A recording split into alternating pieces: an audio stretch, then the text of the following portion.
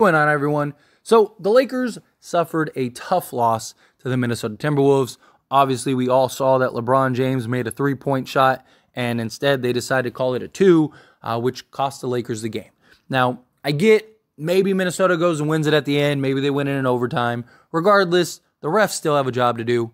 Got to make the call. Got to get the job done. But I don't want to dwell on that too much. I liked what we saw from the Lakers on multiple fronts, right?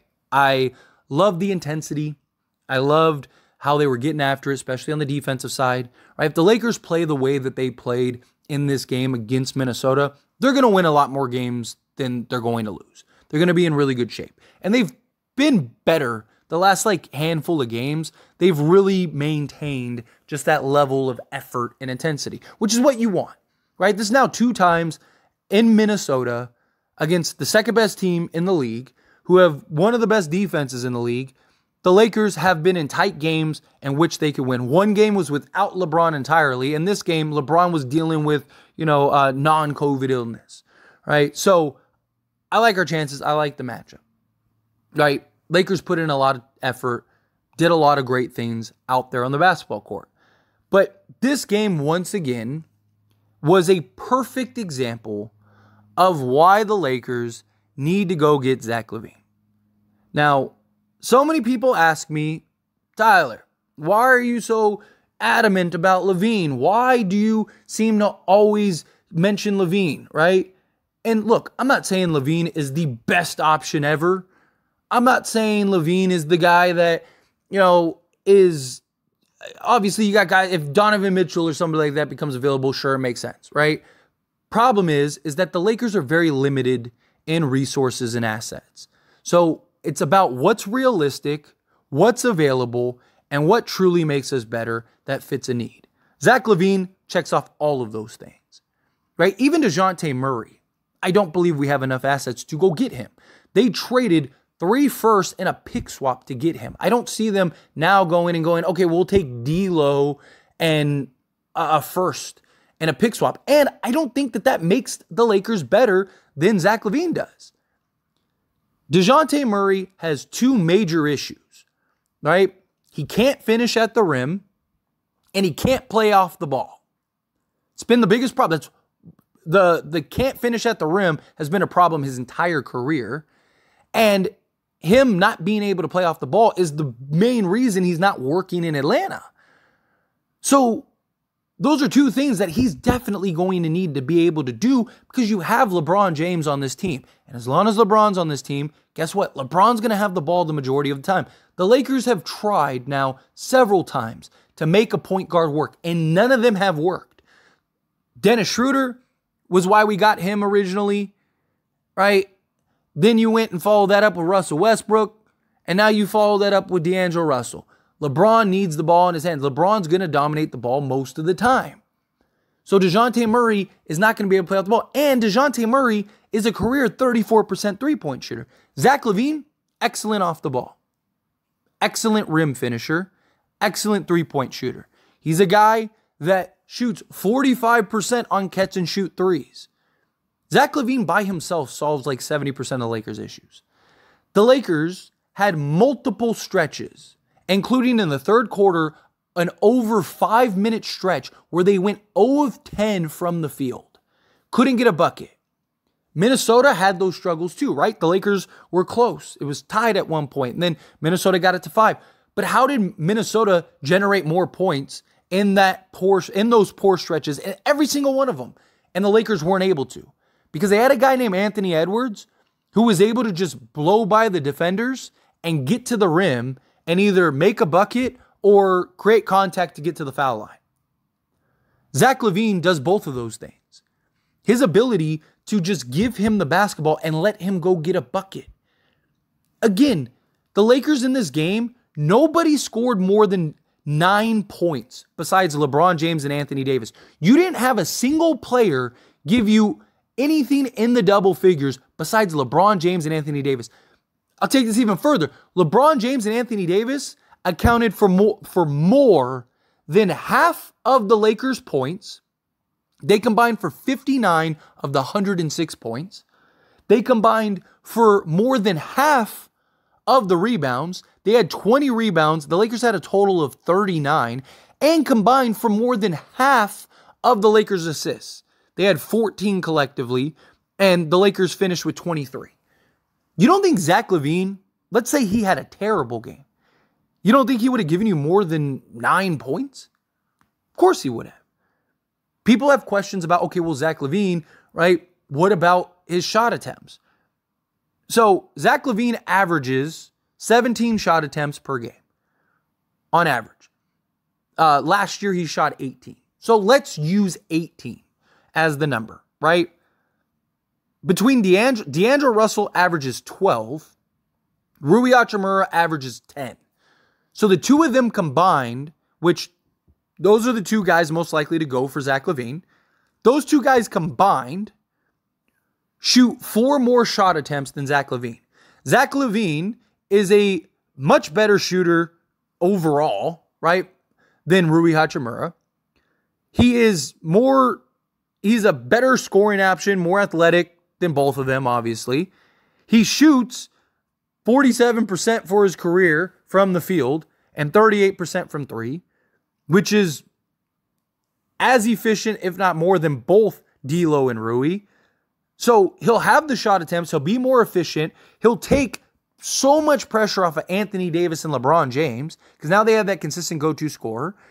Not only that, but now opposing teams won't be able to operate their defenses the way that they do because you have a guy like Zach Lavine to where he can go off and he's an excellent one-on-one player. So if you just leave him on an island with a defender, he's going to torch them. And it gives the Lakers a guy that can just go generate offense, right? Because when LeBron James' three-point shot isn't falling, his main option is basically put his head down and get to the basket, right? Anthony Davis, he's been excellent. Anthony Davis is playing like an MVP and Defensive Player of the Year. The guy's been ridiculous. Absolutely stuffed the stat sheet. I understand people have concerns with Zach Lavine in his contract. Again, the contract, the Lakers are, no matter what they do, are going to be over the cap, regardless. They stand pat, guess what? They're over the cap. If the Lakers go and trade for DeJounte Murray or Lauri Markkanen or somebody like, guess what? They're over the cap. No matter what, the Lakers are going to be over the cap. People have concerns about depth. Let's say you traded D'Lo, Rui, and Jalen Hood-Schifino, who doesn't even play, right? And, I don't know, Jackson Hayes, right? Those 4 players, and you get Zach Lavine, Andre Drummond, and like Torrey Craig or something, right? So you have those 3 guys. You have LeBron James, Anthony Davis, Taurean Prince, Jared Vanderbilt, Cam Reddish, Christian Wood. There's 8 guys right there on top of the 3. So you're still, 10 guys deep, 9 guys deep, and you'd still have the buyout market. You could still go do a minor trade. Zach Lavine isn't going to cost as much as far as like assets go. You're probably not going to have to give up a first or multiple firsts or anything like that, right? Because you're doing Chicago a huge favor as well. I know people have concerns about his injury history, right? But nobody would ever make any moves ever, period, if you only worried about players and their injury history. Lakers never would have traded for Anthony Davis to begin with if all they looked at was injury history. Because Anthony Davis had an injury history before he came to the Lakers. But guess what? You traded for him and you won an NBA championship because of it. You think the Lakers care about his injury history? Yes, there have been years where it's been frustrating. But guess what? Most players in the league these days have injury history. If Joel Embiid became available and we could trade for him, are you not going to go trade for him because he has an injury history? Of course you are. You know, Giannis has had injury history and injury issues even in the playoffs. Are you not going to trade for Giannis? Luka. If you had a chance to get Luka, would you not trade for Luka? Again, we're in an era where guys playing 82 games is out the window. But you look at Zach Lavine, the last 2 years, last year he played 77 games. The year before that, he played 67 games. Then he played 58, 60, and 63. So in the last, 6 years, The fewest amount of games he's played is 58 games. As long as he's healthy for the playoffs, if he's playing 60 games a year, that's fine. That's fine, right? That means he's missing 22 games a season, right? LeBron James and Anthony Davis miss that many games every year anyway. And as long as you don't have, all three of them out at the same time, you should be fine. You'd have plenty of depth. The team would be locked up for the long term anyway. The only thing it would affect is the luxury tax, that's on Jeannie Buss. Jeannie Buss has to pay for that anyway. And yeah, you wouldn't be able to use like your biannual and stuff like that. But again, guess what? If you make any other trade, you're not going to be able to do that anyway. But Zach Lavine is available. He makes sense for the Lakers. He fits. He's not going to break the bank as far as like assets-wise goes. D'Angelo Russell, Rui Hachimura, and Austin Reeves, they're just not cutting it. The three of them collectively are just not cutting it. Because they're not providing the consistency that we expected, right? D'Lo has had great games, right? Reeves has had great games. Rui has had great games. But they're not doing it game in and game out.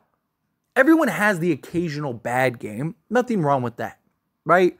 But when you have a good game and then you follow that up with like 3 bad games, or you have like 3 or 4 game stretch where you're like really good and then you have 3 or 4 game stretch where you're bad, right? Like our third best player has been Austin Reeves all season.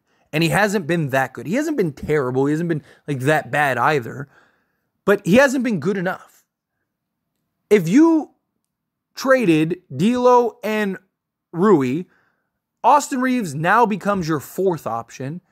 And that means the games in which he played like he did against the Timberwolves, you're probably going to be okay, and you'll probably still win some of those games. And the games in which he plays where he's super efficient and goes and gives you 20 on like 10 attempts or whatever, those are the games in which, guess what? You're probably going to win and maybe even blow teams out.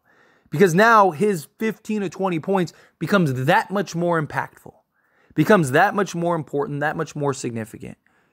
Where right now, even in games where Reeves goes and gives you 15, it still at times isn't enough. Because you don't have somebody else that's offsetting anything else.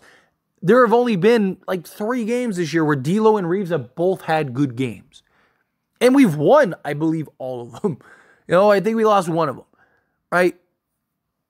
And Rui, again, hot and cold. But Rui, to me, is more just like, as long as LeBron's on this team, Rui's just never going to have a fair opportunity. He's just not, because he can't. Again, you watch this Minnesota game. It's a perfect example of everything that I've talked about. He can't defend quicker players. Every time Naz Reid had Rui on him, what did he do? He just blew right by him. And Rui was just getting beat every possession. I mean, Naz Reid was out there having a slam dunk contest because Rui couldn't stay in front of him. And when he'd play the 3, what happened? McDaniels just blow right by him, get to the basket, because he can't defend the quicker players. So he can't play the 3. He's only good at the 4, right? He did good against Karl Anthony Towns because Karl Anthony Towns can't blow by him. He's a 4. But the problem is, so is LeBron, especially at this stage of his career. So it's hard to get Rui consistent minutes and him to have a prominent role. That's why Rui's got to go to a place where he's going to have a real opportunity. It's not the Lakers. But our most consistent player this season, besides LeBron James and Anthony Davis, has been Taurean Prince. Because he, the last month and a half, literally, has given you 3 to 4 threes a game and shooting over 40%. I mean, even in this game, he gave you 3 threes and shot 50%. Again, Reeves has had stretches where he's been great. But Prince is game in and game out giving you 9 to 12 points every game. You can count on that at this point. It's clockwork at this point. But you don't know what you're getting from Reeves on any given night. You don't know what you're getting from D'Lo on any given night. You don't know what you're getting from Rui Hachimura on any given night. Christian Wood played 13 minutes and was more productive in 13 minutes than everyone else not named LeBron James and Anthony Davis. Christian Wood in 13 minutes gave you 7 points and 5 rebounds. He was, again, remove LeBron James and Anthony Davis. He was the fourth best scorer, right? You had Prince and Reeves both tied with 9 points. Reeves, who was 2 and 11 from the field and 0 of 5 from 3. Prince was 3 of 9 from the field, but 3 of 6 from 3. Both of those guys had 9 points. And then you had Jared Vanderbilt, who had 8 points and 5 rebounds. Wood had 7 points and 5 rebounds. But guess what? Wood did it in 13 minutes. Prince played 33 minutes. Reeves played 29 minutes. And Jared Vanderbilt played 27 minutes. So Prince almost tripled him in minutes. Reeves played more than double, and Vanderbilt played more than double. And Christian Wood gave you as much production as all three of them. Again, you got to get LeBron James and Anthony Davis help. You have to. We have to. It's the only way we're going to actually win anything this year. Look, I'll still take my chances. You give me LeBron James and Anthony Davis healthy in the playoffs, I will take my chances. The only team that has beaten these two in the playoffs is Denver. And LeBron James needed foot surgery, and Anthony Davis shouldn't even have played that series because he was dealing with injury. And I mean, you could even throw in D'Lo in there as well, right? He had a foot injury as well. But outside of that, again, Phoenix, if Anthony Davis doesn't get hurt, Lakers were beating Phoenix. They were up 2-1. They had zero answer for Anthony Davis. They were on their way to go up 3-1, and then AD got hurt. Otherwise, they probably repeat. So, again, if you give me Anthony Davis and LeBron James in the playoffs in a 7-game series, I will take my chance, especially the way that they're playing. Anthony Davis is playing like an MVP and defensive player in the year all in one. LeBron James has been the most efficient he's been since his Miami days. He can't impact the game the way that he could or control the game the way that he could in his Miami days, but he's still been spectacular. But the Lakers have to go get them a consistent score. They have to go get them help. You're gonna end up getting these guys hurt, or you're gonna end up wearing them down because they don't know who to rely on. You have no dependability from anybody. Again, outside of Prince. Prince is the only guy you know what to expect on the offensive side of the ball. You don't know if Reeves is gonna go off for 20 or he's gonna go off for 2. D'Lo, you don't know if he's going off for 20 or he's gonna go off for 2. Rui, same thing, right? Like, none of these guys you know what to expect. So how are you supposed to have any level of consistency? The Lakers' defensive effort has been fantastic. Their energy has been much better. There are good takeaways from this game. But it is clear as day, the Lakers need to go get a Zach Lavine. If there was a better option that was more realistic for the Lakers to get, then I would be preaching for that guy. If Donovan Mitchell became available and the Lakers realistically could go and trade for Donovan Mitchell, I would be screaming to go get Donovan Mitchell. But again, it's not realistic. Could it happen? Sure. Stranger things have happened, right? But more likely than not, the Lakers are not going to have this plethora of options to the level of Zach Lavine. And yes, do the Lakers need other things? Of course. But you can solve a lot of that. Lakers need another backup center, right? Guess what? You could probably get Andre Drummond in the deal too. And this guy just had back-to-back 20 rebound games. Right? Like, there you go. Helps with the rebounding, gives you another big body, does a lot of things. Right? And even if you traded for Zach Lavine, you still could go make other moves. Right? You could go, if the Lakers went and traded for Zach Lavine and Andre Drummond and then made a move for like Royce O'Neal, that solves basically all of the Lakers' problems. That gives you your third consistent scorer, gives you a guy that can close down the stretch, a guy that can help with the stagnant offense, a guy that can help with you just going on these scoring droughts.